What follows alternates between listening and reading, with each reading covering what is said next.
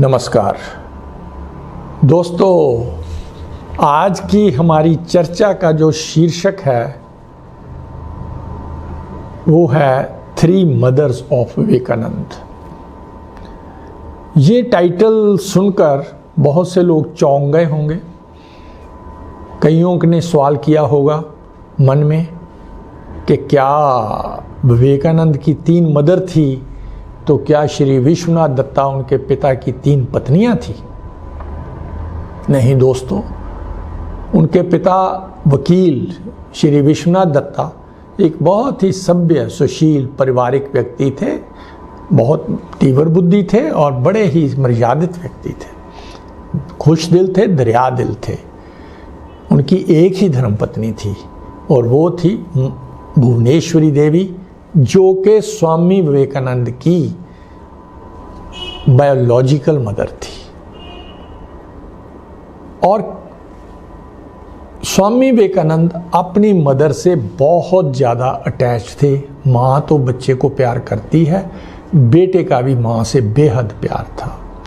इसका हमें प्रूफ मिलता है उनके जीवन से। जब अमेरिका चले गए थे विवेकानंद शिकागो भाषण के बाद, तो वहाँ पर लेक्चर सीरीज चल रही थी, तो एक लेडी ने माँ भुवनेश्वरी को पत्र लिखा। उसमें लिखा कि हमने आपके दर्शन तो नहीं किए, हम आपको कभी मिले नहीं हैं, लेकिन आपका बेटा हर सांस में आपको याद करता है और आपका जिक्र करता था।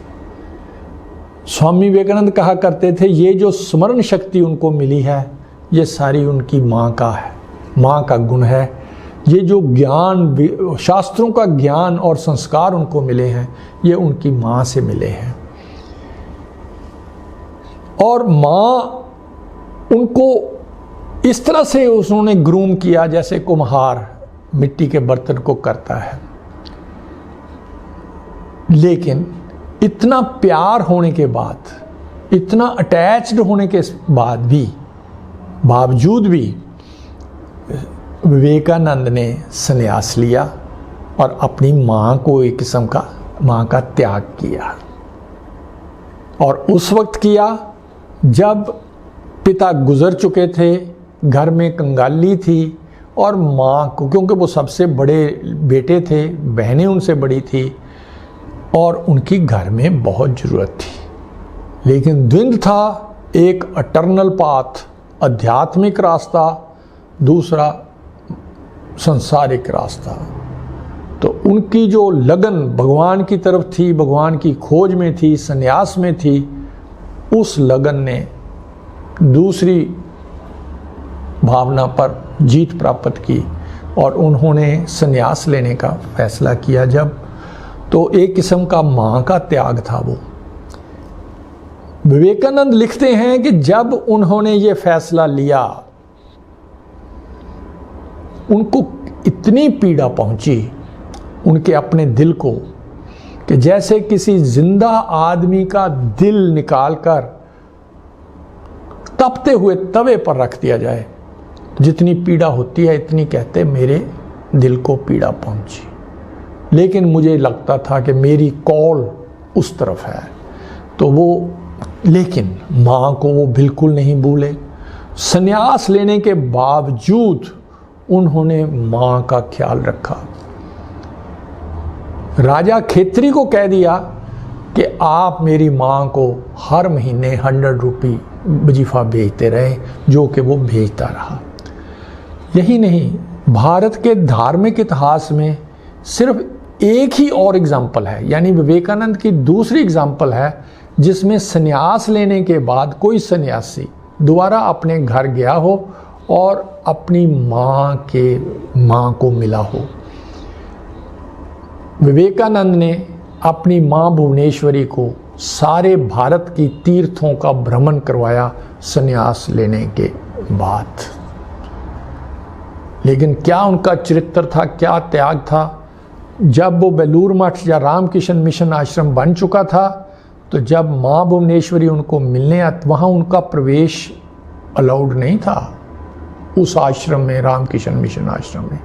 एक बार वो आए माँ मिलने और उनसे पूछा विवेकानंद से कि ये सारी ज़मीन है, ये इस आश्रम की ज़मीन है, ये बिल्डिंग बन गई है, ये कौन किसकी है?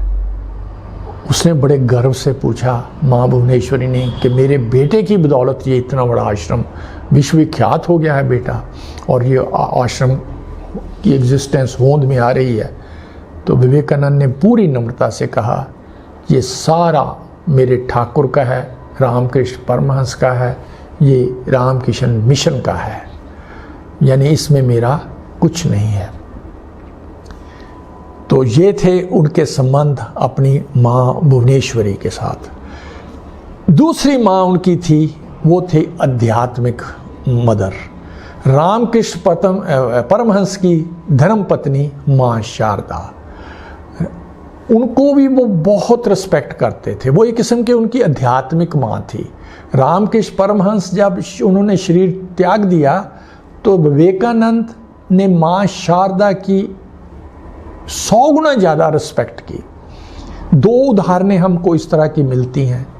जब शिकागो जाने की योजना बन रही थी, भारत का भ्रमण करके कन्याकुमारी पहुंच गए थे विवेकानंद, और वहाँ सूचना मिली कि शिकागो में वर्ल्ड पार्लियामेंट ऑफ रिलीजन होने जा रहा है, तो लोगों ने धन भी इकट्ठा कर दिया कि टिकट लेकर आप जाइए।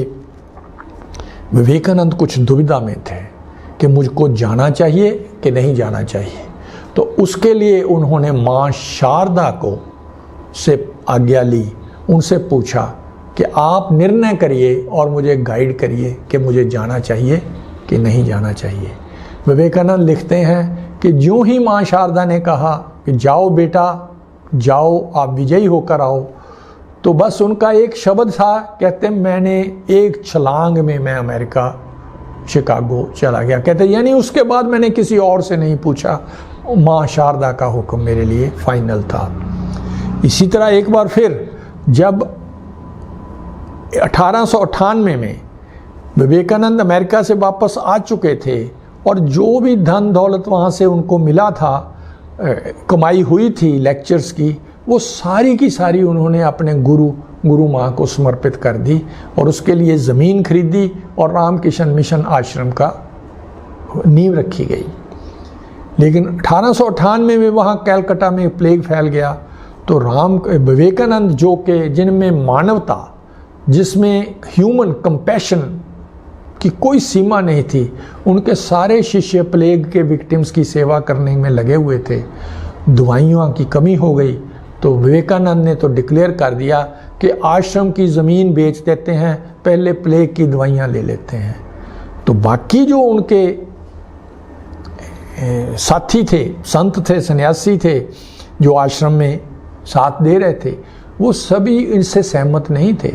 माँ शारदा के पास अंतिम निर्णय के लिए बात पहुंची तो विवेकानंद को माँ शारदा ने बुलाया और पहले पूछा, विवेकानंद ये ज़मीन किसकी है, तुम्हारी है? तो विवेकानंद ने कहा, नहीं माँ, ये आपकी है, ये रामकृष्ण मिशन की है, ट्रस्ट की है, मेरी नहीं है। तो फिर आप तो फैसला नहीं कर सकते। बिल्कुल नहीं, आप फैसला करेंगे। माँ शारदा ने समझाया कि प्लेग तो फिर फ्यूचर में भी पड़ती रहती हैं बीमारियां, लेकिन आश्रम में से एक प्रेरणा स्रोत है, यानी उदाहरण है कि मुर्गी जो अंडे देती है, अंडे तो हम का भोग कर सकते हैं, मुर्गी को काटेंगे तो अंडों की सप्लाई बंद हो जाएगी। यानी प्रेरणा स्रोत अगर ख़त्म हो जाता है तो फिर हमारे ये वॉलंटियर्स, हमारे सन्यासी कहाँ से निकलेंगे फ्यूचर की आपदाओं को मिलने के लिए। खैर ये स्वामी विवेकानंद ने वहाँ भी उनके आगे शीश झुकाया और उनकी बात मानी। हालांकि पैसे और कई साधनों से मिल गए जिससे आश्रम बेचने की जरूरत न पड़ी। तो इस तरह का उनका श्रद्धा थी आध्यात्मिक गुरु माँ शारदा, जिसको वो माँ कहते थे। तीसरी मदर थी भारत माता, मदर इंडिया। विवेकानंद कहते थे, भारतीयों सभी देवते देवी देवताओं को भूल जाओ, एक ही आपका गॉड बन जाए, mother India, mother India, mother India. जब किसी ने पूछा स्वामी विवेकानंद से कि आपका मैसेज क्या है, वो कहते हैं लव इंडिया। सारे भारत का भ्रमण करके वो कन्याकुमारी में जब पहुंचते हैं तो उस शिला पर, उस चट्टान पर बैठकर जब तपस्या करते हैं तो उनको ध्यान में है भारत की गरीबी, भारत की निर्धनता, कंगाली, भूखमरी, भारत के अनेक कुरीतियाँ, सामाजिक कुरीतियाँ, औरतों का बहुत बुरा हाल, उनको कैसे कुचला जा रहा है, शूद्रों के साथ कैसे दुर्व्यवहार हो रहा है, अंग्रेज़ों की कैसे दास्ता की। वो कहते हैं Indians just look like human beings, otherwise they are next door to beast. जानवर और इंसान में जैसे कोई फ़र्क ही ना हो, इस तरह का भारत का हाल। और शिला पर तब 3 दिन 3 रात तपस्या करने के बाद जो विवेकानंद ने भगवान से वरदान मांगा, वो भी एक अद्भुत वरदान है। वो एक रिनंसिएशन की भी रिनंसिएशन है, यानी जो उन्होंने आध्यात्मिकता से भी ऊपर भारत के प्रेम को रख दिया। हालांकि भारत के साथ प्रेम का आधार उनका आध्यात्मिकता ही रहेगी। वो कहते हैं, ओ परमात्मा, मुझे स्वर्ग की ज़रूरत नहीं है। ओ परमात्मा, मुझे मोक्ष की भी ज़रूरत नहीं है। ओ परमात्मा, मुझे ऐसा वरदान दो, बेशक मुझको 1000 बार नरक में डाल दो, मैं इस भारत माता के कष्टों को दूर कर सकूं। इस भारत के जो 30 करोड़ लोग हैं, उनकी 60 करोड़ जो चरण हैं, वही मेरे भगवान के चरण हैं, भारत माता के। तो इस तरह का उन्होंने कितनी पैशन के साथ, कितनी इंस्पिरेशन के साथ उन्होंने मदर इंडिया को प्यार किया कि बड़े बड़े देशभक्त, बड़े बड़े महापुरुष, गांधी जी जैसे कहते हैं कि विवेकानंद को पढ़कर मेरा भारत से प्यार 1000 गुना हो गया। सुभाष जैसे कहते हैं कि मेरी प्रेरणा स्रोत विवेकानंद है। बड़े से बड़े भगत सिंह कहते हैं कि विवेकानंद मेरी प्रेरणा स्रोत है। ये देशभक्तों का देशभक्त विवेकानंद, जिनकी मदर इंडिया। तो ये थी 3 मदर्स ऑफ इंडिया। धन्यवाद, नमस्कार, आदाब, सत श्री अकाल, जय हिंद।